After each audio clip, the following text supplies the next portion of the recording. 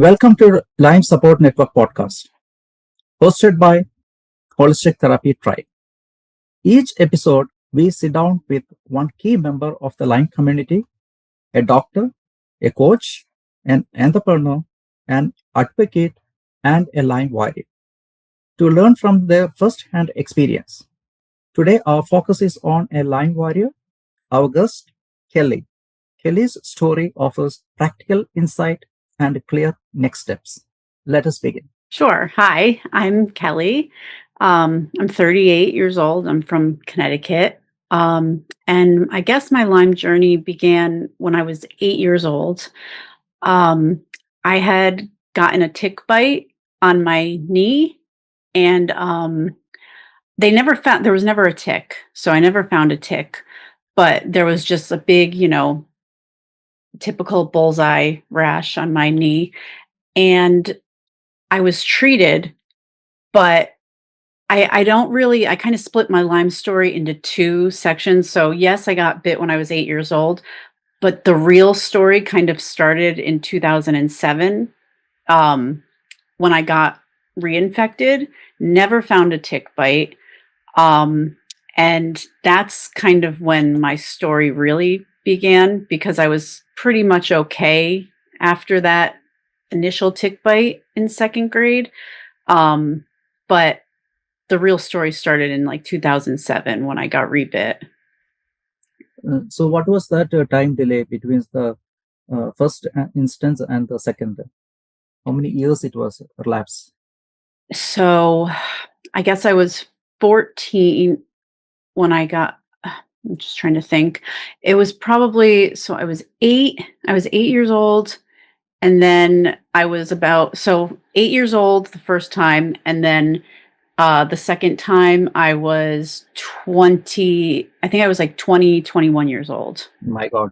So that means there is no clue why it happened. Right. No clue. No clue. No clue. At least in the initial stage, we have some rash to show the doctor or Right. talk about it. Right. Exactly.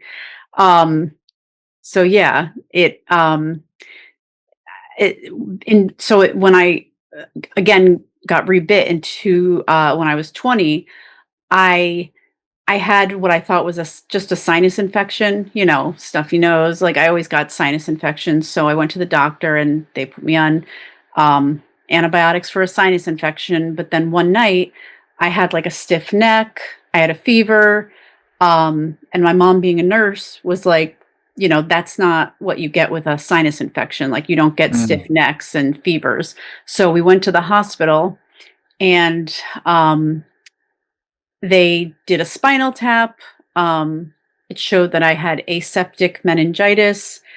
I also, the lab work came back, a week or so later, and it showed that I had Lyme disease, Babesia, Ehrlichia, and Epstein-Barr virus. So I kind of just really got hit with all of them. But that time I didn't have a tick bite. There was no tick bite. And I was kind of very fortunate that all the blood work came back positive, just like immediately there. Some people aren't as lucky. Thanks for the doctor. At least he prescribed a Lyme test. Yeah. Yeah, I know. That's hard to get. Yeah. So, Yeah. um, I was I was called about 2 weeks later when the test results came back, and the doctor told me, okay, so all of this is positive, so we're going to start you on oral doxycycline. But it was just for, I think, a few weeks. Back then, 2007-ish, it really wasn't like prescribed. Any antibiotic really wasn't prescribed for long-term use. I mean, it still isn't, but today it's kind of more accepting. Doctors are more likely to do the month, year, treatment. But back then, it really seemed like not a whole lot of doctors would be prescribing that for me. So Yeah. Okay. So what happened after the second diagnosis? So So after that, like I said, I was put on oral doxycycline, which I was on it for 2 weeks. And then I went back to the person who was prescribing it. It was an internist at the time, an infectious disease doctor. And she was like, well, if you have any lingering symptoms, it can't be from Lyme disease because we just treated you. So 2 weeks of doxycycline, I was supposed to be cured, and that was not the case mm, at all. So I was still having some stomach issues. I remember I was very tired all the time. I just didn't feel like myself. Um, so that's kind of when we were exploring other options, different doctors, better infectious disease doctors. We couldn't really find a Lyme specialist at the time. mm, Just, a whole it was a whole thing. mm, okay. So, I um we did find uh a doctor, an internist, and Mm, she was great. She was really good. She really advocate. I mean, I didn't know that I needed to advocate for myself back then, mm. but she did the What advocating. Sorry. what do you mean by that? So, you know how they always say you need to advocate for yourself. You really need to speak up for yourself. Don't let the doctor, like, if you really feel something's wrong with you, you need to Mm, really push to get, you know, the blood work done or the tests done, even if the doctors are saying you don't need it. You don't need it. oh, When you feel like a gut feeling like something is not right, but the doctors aren't mm, listening to you. So this doctor, she really pushed for me to be able to get on more doxycycline mm, for a longer period of time. And because it was so upsetting to my stomach, she fought for me to get a midline placed. A midline was placed. Unfortunately, the doxycycline was a little bit um, too caustic to my veins, so it would burn my veins. So I ended up getting a PICC line put in, and I had a PICC line in, and I would get doxycycline for about, I think it was about a month that I mm, had doxycycline through IV mm. PICC line. And so after that, again, it has not ended. So what was the next course of journey that you took? Um, so I, you know, it's long-term antibiotics. There's risks with it, and there's also risks with the PICC line. Um, so the docs, I mean, I was only the insurance would only cover a month. So Mm, that eventually had to come out. I still wasn't feeling great. Um, I ended up just taking a little bit of a break for a while with any treatment because I couldn't tolerate it with my stomach. I had mm, developed two stomach ulcers from mm, the medications, and the Lyme gave me something called gastroparesis, which mm, is when your stomach doesn't digest as fast mm, as it should. So the food just kind of sits there. So taking oral antibiotics was really, really tough for me. mm, So I just kind of said, okay, I guess, I don't feel as bad as before. So maybe I'll just, stop that and see just what happens. And I mean, I was okay. I wasn't great, but I really couldn't mm, take anything orally, and they wouldn't approve me for a PICC line, and they definitely wouldn't approve me for a port. Um, mm, so I was just kind of taking, supplements like fish oil and not to treat the Lyme specifically, but to keep my immune system kind of sharp. yeah. So, vitamin D. Mm, I would take fish oil. I remember that. I was taking prebiotics, probiotics. yes. Like, just so many different things that I could buy, over the counter. So that's Did what all it those help you in some ways? yes, I That mean, I wasn't overdoing it. supplements? The supplements Mm, definitely did help. The fish oil really helped my brain fog and the mm, disrealization feeling that I got. mm, That really, really helped.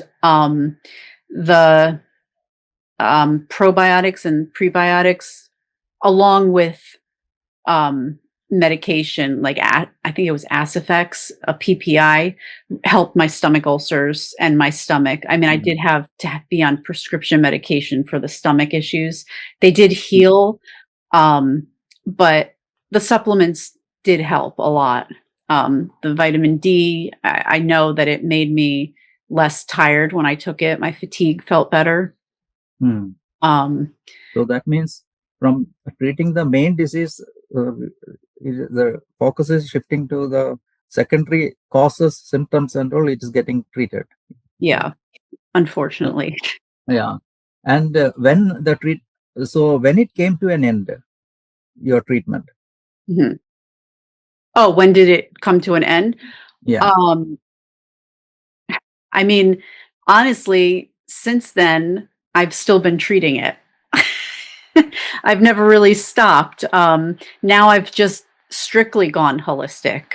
Um, Mm. I'm So doing when that journey started, yeah, when that journey started, it was like this is still that same journey. It's pretty much from 2007 all the way till 2025. I've done so many things in between that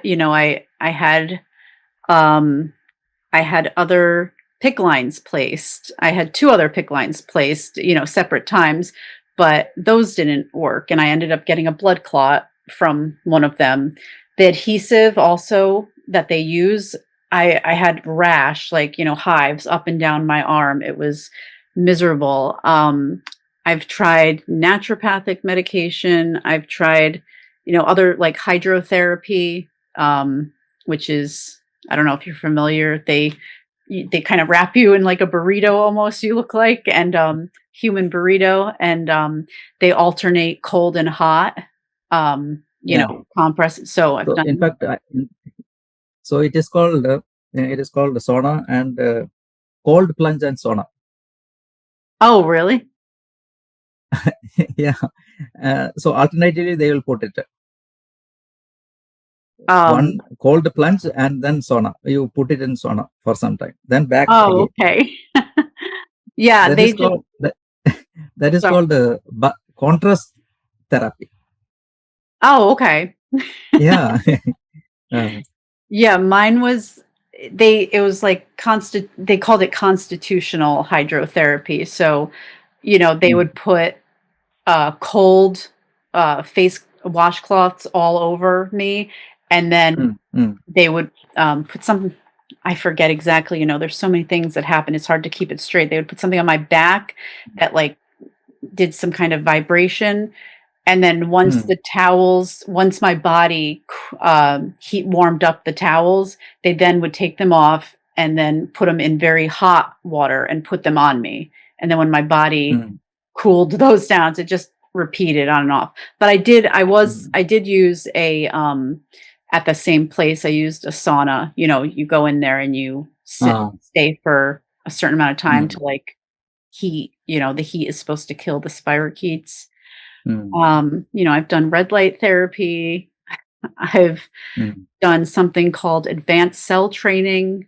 It, it mm, I mean, you can get very desperate and start mm, trying things that people kind of question, like, what are you doing? But mm. you just want to get better. So you're willing to try anything. Mm. So And how many this type of therapies you tried, and which you found a better improvement? um well, there was a medication called Rocephin. It's not holistic or anything, it's just an antibiotic that I was being given through a PICC line. After 2 weeks of that, I really truly started to feel better. It might have been in combination with all of my supplements I was taking as well, but that medication, that antibiotic helped me so, so much. and then I became allergic to it. I couldn't, like, it's almost like comical. Like, you can't make this up. I got a full body rash after I, would inject myself with it after 2 weeks, so I could no longer take it. I was so upset. But besides, I'm sure if I was able to stay on that, it would have helped. But right now, the holistic doctor that I'm seeing, just using holistic medications, I'm seeing such good improvements for the first time since 2007. So it's really saying a lot. It's I'm just so happy. So what therapy your holistic practitioner is doing on it? What modality it is?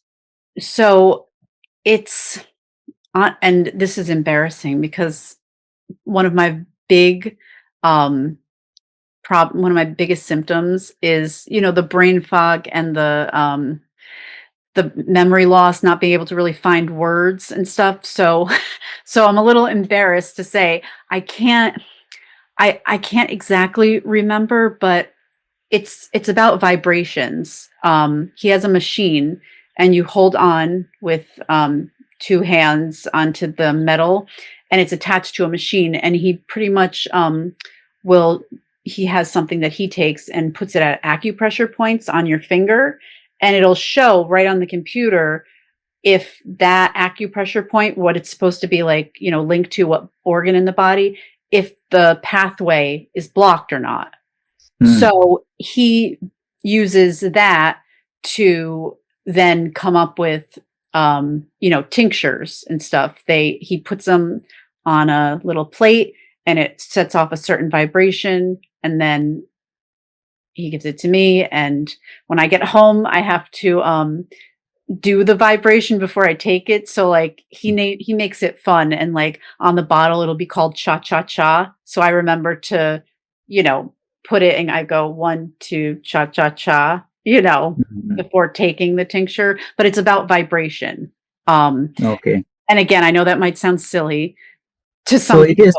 it is belongs to the energy healing technique, actually. Yes. Yes. Yeah. There's a lot of that too. That And is not embarrassing.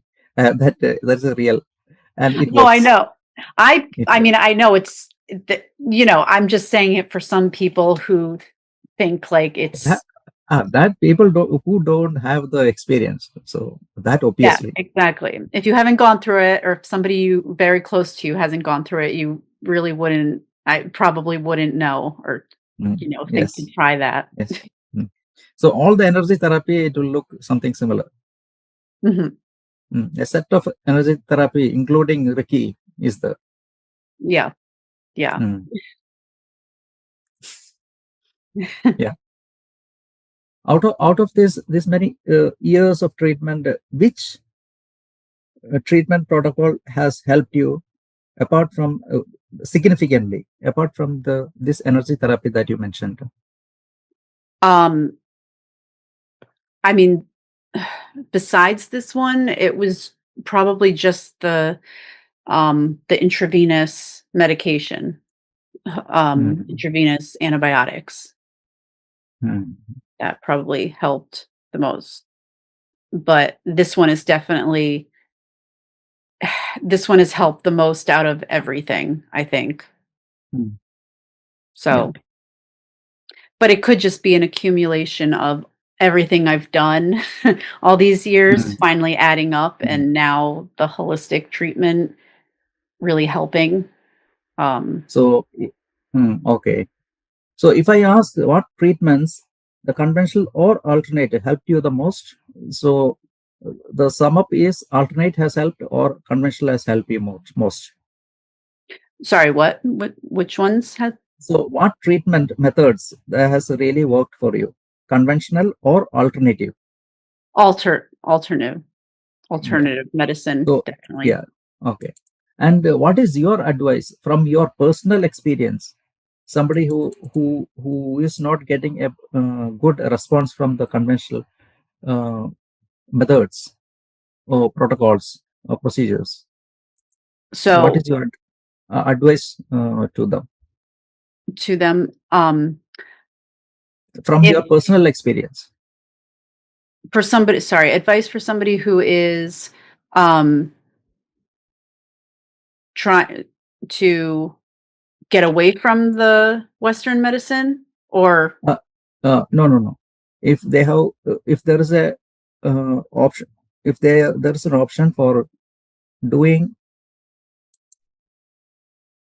convention, so you are oh, having the conventional. option for convention as well as alternate. And the question to you is, which one helped you the most? So for you, alternate helped. Yes. So in the similar way, based on your personal experience, what you will suggest for somebody in your situation? Like, Oh, okay. yeah. I would definitely start off with trying to find a Lyme literate doctor, Mm, a holistic or natural Lyme literate mm, doctor, because they really know. You mm, that's it's not an infectious disease doctor, it's a Lyme doctor who knows all about Lyme and the co-infections.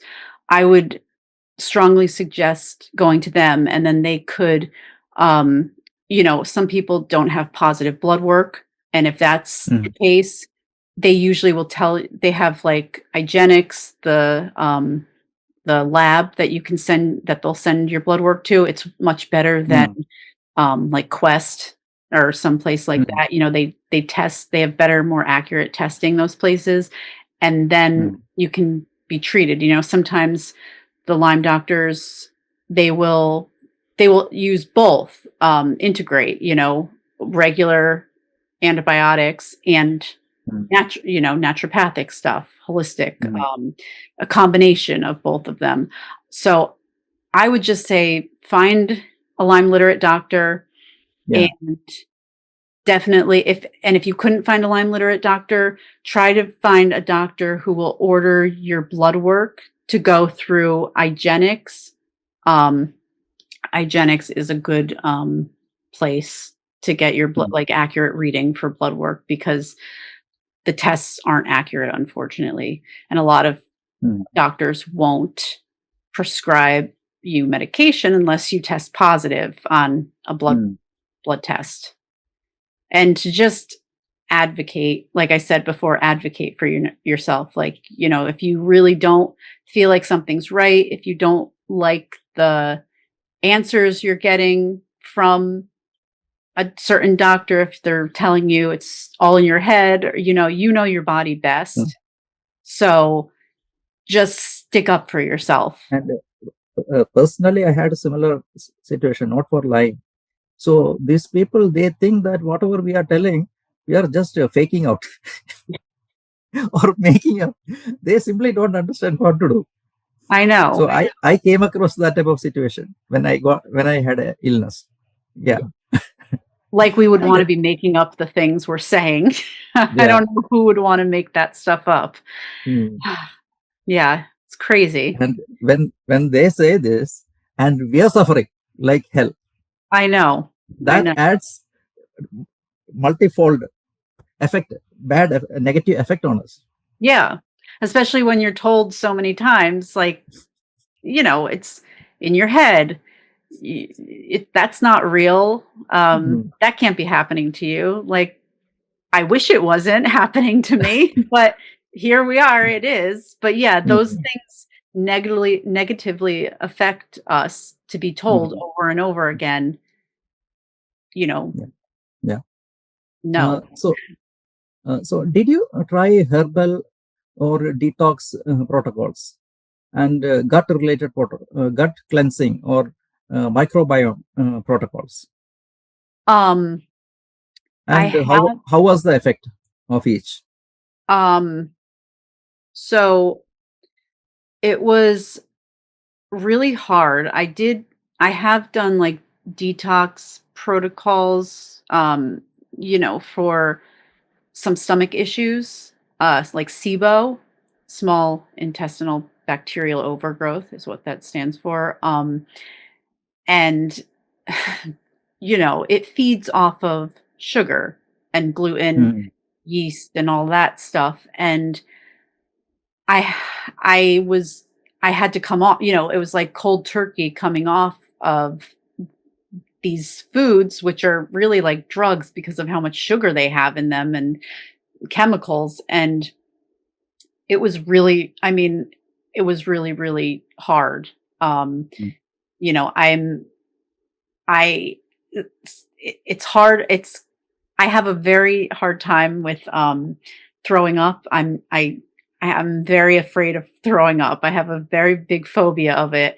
So a lot of those times when you have to like get worse before you get better, it honestly was hard to stick to the detox plan because, you're feeling so nauseous all the time, but it's a good thing, but in my mind, I'm like, I don't wanna feel this way anymore, you know? Like, I don't know how much worse I could feel, how much more can I take? mm, But mm, that would probably be the only detox, meaning, like, I did stuff for my gut. I didn't do anything else. I mean, to treat Babesia, when I tried to treat my Babesia, I did do a it was kind of a cleanse, since Babesia is a malaria type of illness, um, they give you anti-malarials, and honestly, on the 3rd day, I had almost like a psychotic, like, break. I was just frantic, I was in tears, just absolutely, like, I've never had such a bad reaction. So we stopped it after the 3rd day because those can be really, really tough on the system, the anti-malarial drugs. Um, so unfortunately, due to like my anxiety and just, you know, having been through so much and all of it accumulating and just making me very anxious about things, I never really stuck with a detox protocol mm, fully. I The fear of just, you know, getting sicker kind of and, vomiting, mm, which is probably silly, but some people do have that phobia, just would always get in the way. And I just never fully committed to a cleanse or a detox because it ended up getting to be way too hard physically on my body. mm. So, yeah. And so, how did your condition affect your mental health, identity, and relationships with others? Well, like I said, anxiety. I have had anxiety since Mm, I was a kid, but the Lyme exacerbated the panic attacks a mm, lot. It also would sometimes make me depressed.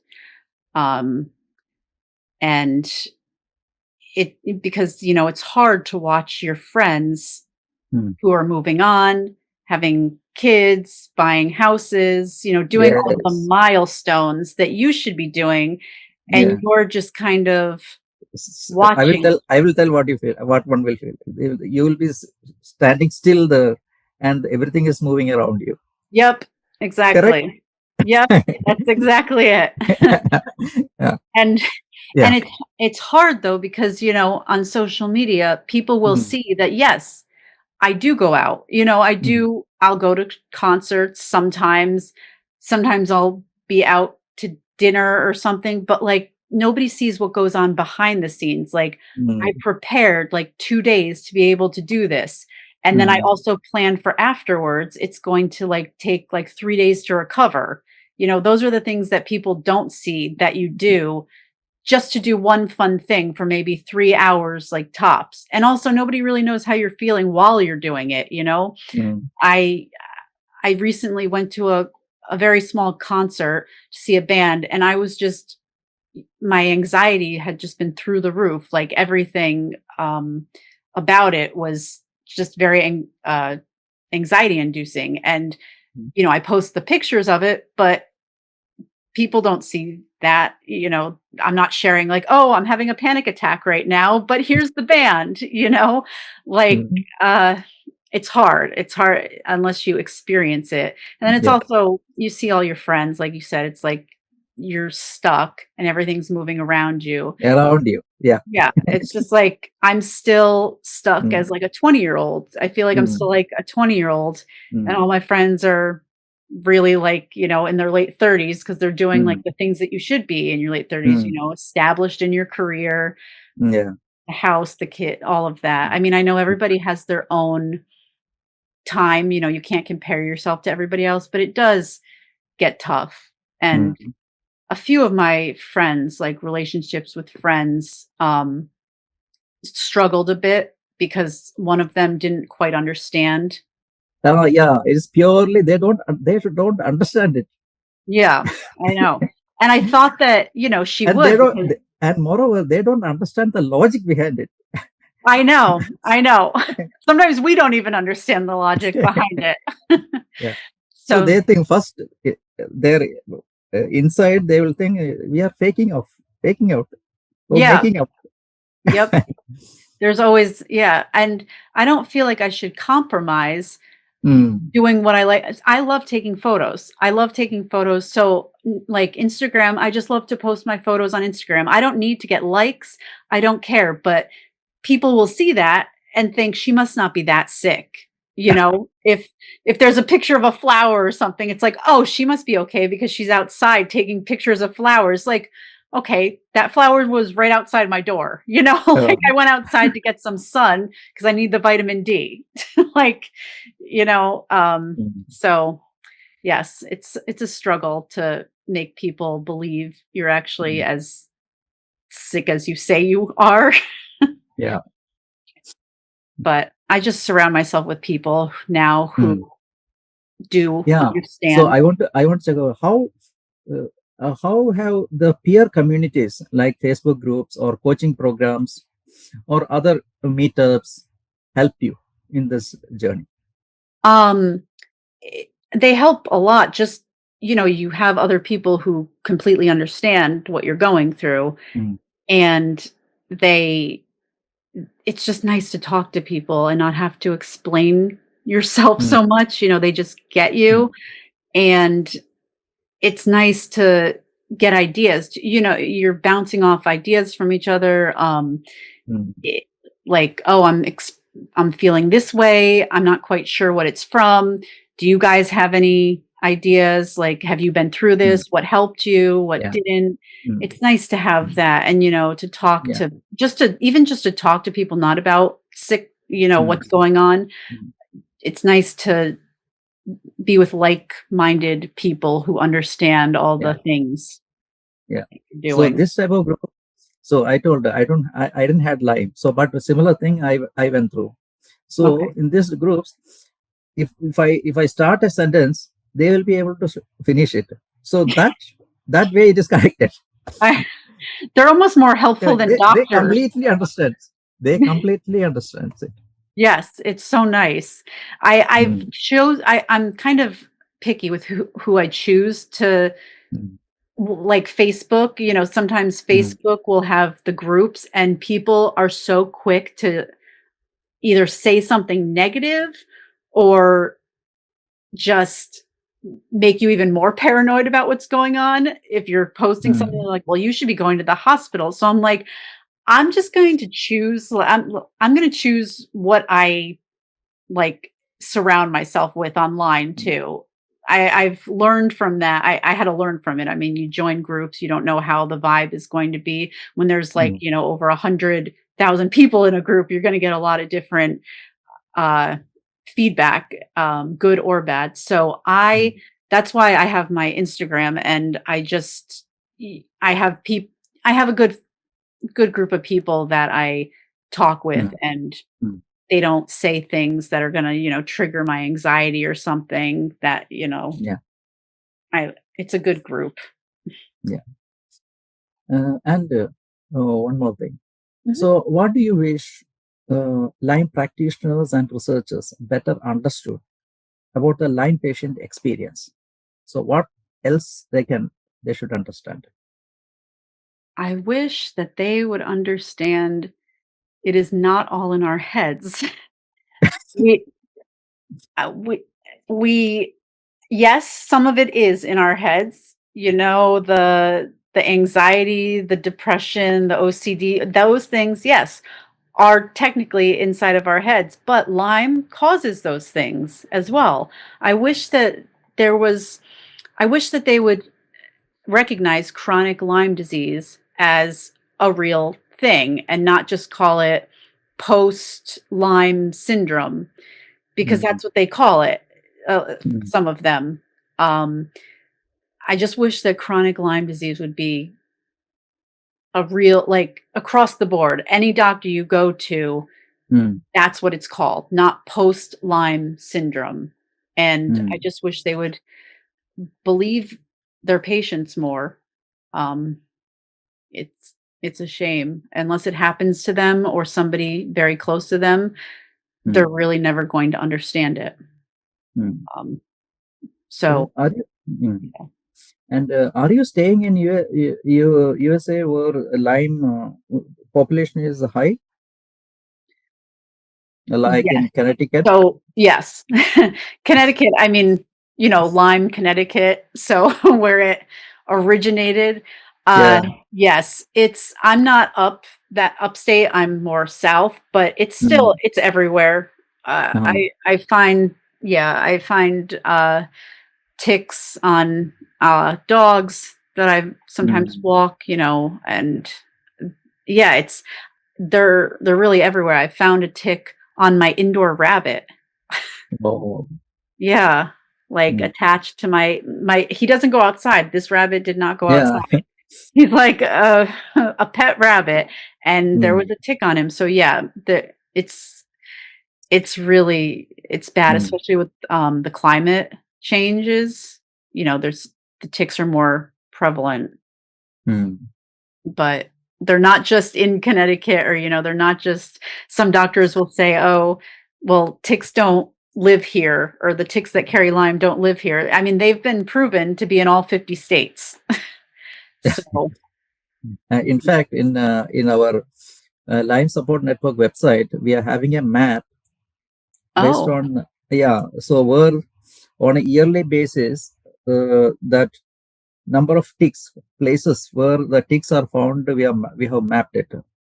oh, that's good. Yeah, yeah, yeah. So we are bringing it up. Yeah. Good. That's great. Mm. More So awareness. at least the people. So we are having data for the past 15 years. So we got it from CDC. Oh, okay. All Yeah, right. and we plotted in a map. That's good. Yeah, it is very interesting. So we were thinking that only in this that area, Connecticut, it is where. Yeah, it is there. But now it is spread. It has spread like anything Yeah. across. So it is. California is big, down south is big. Mm, I mean, everywhere really, but I mean, the hot spots for stuff is, I know, in California as well, lower like in Texas mm, area than up mm, where I am, but the whole United States and like the whole world. I mean, really, ticks are just everywhere. mm. Yeah.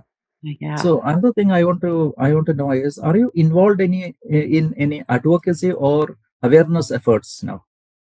Um, I mean, no, I'm just using my Instagram right now to share my personal experience and any facts that I Yeah. find out, because I Mm, know I've been in this for a while. I've been through this for a while. I know what is real and what isn't,